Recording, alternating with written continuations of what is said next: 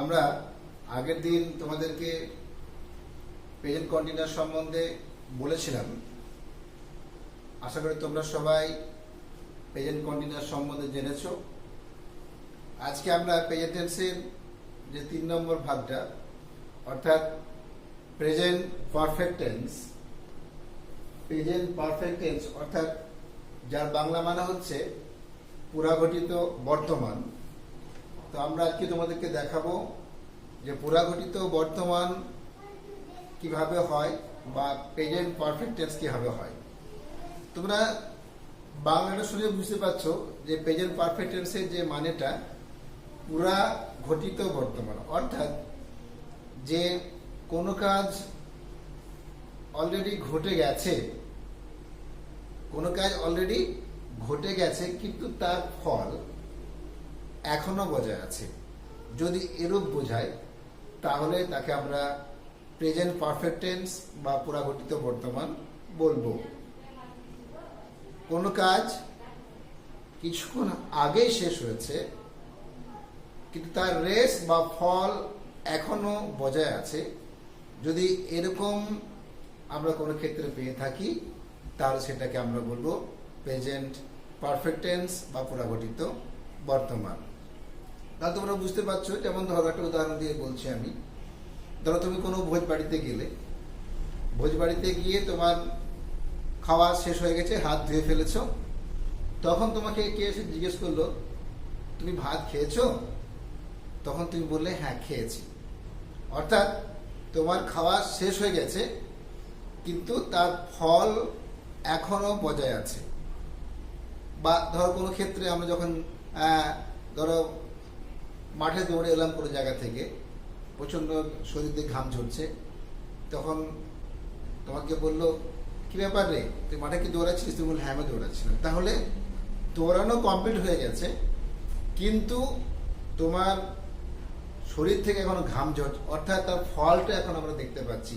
তাহলে এই ধরনের যে সব আমরা সেন্টেন্সগুলো অর্থাৎ আমরা যেগুলো পাবো, সেই সেন্টেন্সগুলো পাবো, সেগুলো হচ্ছে পুরাঘটিত বর্তমান।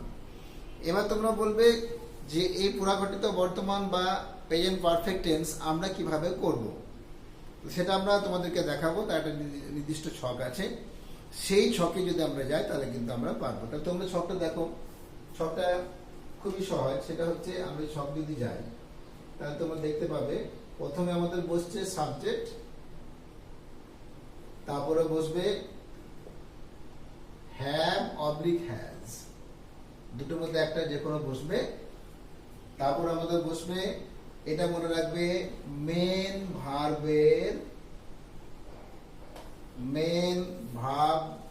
এর পিপি ফর্ম, পিপি রূপ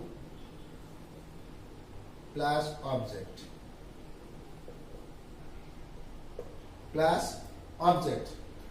সাবজেক্ট প্লাস হ্যাভ অবলিক হ্যাজ প্লাস মেন ভার্বের পিপি রূপ প্লাস অবজেক্ট। এটা আমরা দেখাচ্ছি তোমাদেরকে অ্যাসারেটিভ সেন্টেন্স। এটা অ্যাসারেটিভ সেন্টেন্সের ছক। সাবজেক্ট প্লাস হ্যাভ অবলিক হ্যাজ প্লাস মেন ভার্ব এর পিপি রূপ প্লাস অবজেক্ট। এবার ধরো আমি এটা বললাম, সে গান করেছে, সে গান করেছে। যদি এটা আমরা বলি তাহলে তোমরা দেখতে পাবে এর যে ইংরেজিটা হবে সেটা কি হি বা সি, তুমি যেটা বসাও, হি এর পরে আমরা কি বসাবো, যেহেতু এই থার্ড পারসন সিঙ্গুলার নাম্বার সেজন্য আমাদের হ্যাভটা বসবে না, বসবে হ্যাজটা। হি হ্যাজ কি গান গেয়েছে, তাহলে এগুলো কি সাং, এসইএনজি, মেন ভার্বের পিপি রূপ এ সং। তাহলে কি হচ্ছে, সে গান করেছে, he has Tsang a song. এবার যদি আরেকটা উদাহরণ বলি তোমাদেরকে, আমি বললাম আমি ভাত খেয়েছি, আমি ভাত খেয়েছি। সেক্ষেত্রে কি হবে, আমি ভাত খেয়েছি, হ্যাঁ আই বসবে প্রথমে, তারপরে আয়ের পর কি হবে হ্যাভ, তারপর যে মেন ভার্বের পিপি রূপ, অর্থাৎ ইট তার পিপি রূপ ইটেন।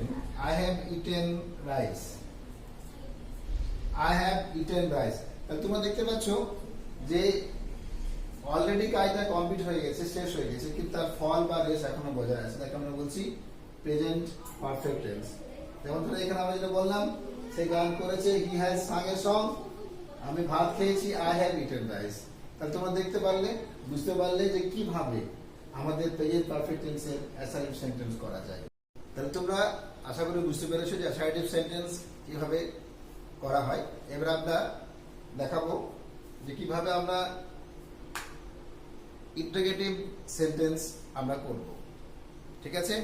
তা তোমরা লক্ষ্য করে দেখো যে ইন্টারোগেটিভ সেন্টেন্স করতে গেলে তোমরা সকলে জানো, এর আগে আমি ভিডিওতে বলেছি যে ইন্টারোগেটিভ সেন্টেন্স করতে গেলে কিভাবে আমাদের ছকে আমরা কোন ছকে যাব, তোমরা অলরেডি দেখেছো, তোমরা সকলেই জানো যে ইন্টারোগেটিভ সেন্টেন্স করতে গেলে প্রথমে ডাব্লিউএইচ যে ফর্মটা সেই ফর্মটা আমাদেরকে প্রথমেই বসাতে হয়। এবার ডাব্লিউএইচ ফর্ম থাকতে পারে বা না থাকতে পারে, সেটা তোমার সেন্টেন্সের উপর ডিপেন্ড করবে। এবং তারপরে যেটা হবে, আমাদের অক্সিলারি ভার্ব হ্যাভ কিংবা হ্যাজ এটা বসবেই, তারপরে বসছে সাবজেক্ট, তারপরে মেন ভার্বের পিপি রূপ। তোমরা মনে রাখবে যে কোনো প্রেজেন্ট পারফেক্ট টেন্সের ক্ষেত্রে মেন ভার্বের পিপি রূপ এটা মাস্ট। মেন ভার্বের পিপি রূপ বসবে হ্যাভ বা হ্যাজ এর পরে, তবে তখন তুমি বুঝতে পারবে যে এটা প্রেজেন্ট পারফেক্ট টেন্স। এবং শেষে হচ্ছে অবজেক্ট। তোমরা লক্ষ্য করে দেখো, সে একটা ছবি, সে কি ছবিটা এঁকেছে, সে কি ছবিটা এঁকেছে। তাহলে দেখো, ভালো লক্ষ্য করে দেখো, প্রথমে কি বলছে, হ্যাজ। আমি আগে বলেছি যে তোমার সে আমাদের বাংলায় বলি, কিন্তু সেটা হি বা সি দুটো হতে পারে। তাহলে হ্যাজ সি ড্রন, হ্যাঁ, ড্রন দা পিকচার। তারা কি ফুটবল খেলেছে, তারা। হ্যাভ প্রথমে বসছে, কারণ এটা হচ্ছে প্লুরাল ফর্ম, সেটা প্রথমে দেখো হ্যাভ বসেছে। হ্যাভ দে প্লেড ফুটবল, অনুরূপ ভাবে তোমরা 3 নম্বর উদাহরণটা দেখো, কেন তুমি চিঠিটা লিখেছো। তাহলে কেন যখন আমরা ব্যবহার করেছি, তখন কিন্তু আমরা দেখতে পাচ্ছি যে ডাব্লিউএইচ ফর্ম বসবে, কারণ কেন, কোথায়, কবে, এই ধরনের যে প্রশ্নগুলো যখন আমরা করবো, সেক্ষেত্রে আমরা জানি ডাব্লিউএইচ ফর্ম বসে। সেক্ষেত্রে কেন, ওই জন্য প্রথমে কি বসেছে, ডাব্লিউএইচ ফর্ম প্রথমে দেখো, ডাব্লিউএইচ ফর্ম প্রথমে বসেছে, তারপরে বসেছে ইউ, কারণ ইউ এর আগে বা পরে হ্যাভ হয়, যেহেতু এটা হচ্ছে singular form. Why have you written the letter, তাহলে তোমরা বুঝতে পারছো যে ইন্টারোগেটিভ সেন্টেন্স যখন আমরা প্রেজেন্ট পারফেক্ট টেন্সে করব, তখন প্রথমে বসবে ডাব্লিউএইচ ফর্ম, থাকবে, নাও থাকতে পারে, হ্যাভ আর হ্যাজ এই দুটো মাস্ট, দুটোর মধ্যে থাকতেই হবে। তারপরে সাবজেক্ট, তারপরে মেন ভার্বের পিপি রূপ, এবং তারপরে অবজেক্ট। আশা করি তোমরা বুঝতে পেরেছো যে আমাদের প্রেজেন্ট পারফেক্ট টেন্সে ইন্টারোগেটিভ সেন্টেন্স কিভাবে হয়। তোমরা আগে দেখলে যে কিভাবে প্রেজেন্ট পারফেক্ট টেন্সের তোমার ইন্টারোগেটিভ সেন্টেন্স করতে হয়। এবার আমরা দেখাবো কিভাবে প্রেজেন্ট পারফেক্ট টেন্সের নেগেটিভ সেন্টেন্স করতে হয়। নেগেটিভ সেন্টেন্স আমরা কিভাবে করবো সেটা দেখো, কিছুই না, এটা আমরা প্রথমে দেখাচ্ছি অ্যাসার্টিভ সেন্টেন্স আর নেগেটিভ সেন্টেন্স। 2 রকমের নেগেটিভ সেন্টেন্স আমাদেরকে দেখতে হবে। আমরা অনেক সময় লিখতে গিয়ে পারি না, তো সেটা আমাদেরকে ভালো করে দেখলে আমরা পারবো, না পারার কোনো কারণ নেই। সেটা হচ্ছে অ্যাসার্টিভ সেন্টেন্স যখন আমরা নেগেটিভ সেন্টেন্স করবো, তাহলে প্রথমে তখন কি সাবজেক্ট থাকছে, তারপর থাকবে হ্যাভ অবলিক হ্যাজ, তারপর আমাদের হ্যাভ অবলিক হ্যাজের পরেই ঠিক পরেই আমাদের নটটা বসাতে হবে, এবং মেন ভার্বের পিপি রূপ তারপর, এবং শেষ হচ্ছে অবজেক্ট। তোমরা দেখো, উদাহরণ দেখো, তারা সিনেমা দেখেনি, তাহলে কি হবে, they have not watched the cinema, তারা সিনেমা দেখেনি, তুমি ছবিটা আঁকোনি, তাহলে you have not drawn the picture. তাহলে তোমরা বুঝতে পারছো যে কিভাবে আমাদের নেগেটিভ সেন্টেন্স করতে হয় অ্যাসার্টিভ সেন্টেন্সে। যদি তোমরা এটাকে ইন্টারোগেটিভ সেন্টেন্স করতে যাও, তাহলে ভয়ের কিছু কারণ নেই। তোমরা হ্যাভটা কিংবা হ্যাজটা দুটোর মধ্যে যেটা বসবে আর কি, সেটা প্রথমে বসাবে। তারপরে তোমার যেটা হবে, তোমার হ্যাভ বা হ্যাজের পরে কি বসে দেবে, মেন ভাবটা বসিয়ে, সাবজেক্টটা বসিয়ে, তারপর নটটা বসিয়ে মেন ভাবে পিপি রূপ করলেই আমাদের তোমার ইন্টারোগেটিভ সেন্টেন্সের নেগেটিভ সেন্টেন্স করা যাবে।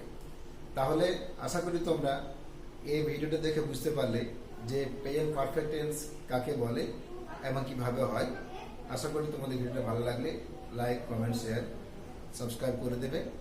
আমরা আবার পরবর্তীকালে যে প্রেজেন্ট টেন্সের 4 নম্বর ভাগটা আছে, প্রেজেন্ট পারফেক্ট কন্টিনিউয়াস টেন্স, এটা তোমাদেরকে নেক্সট ভিডিওয় দেখাবো।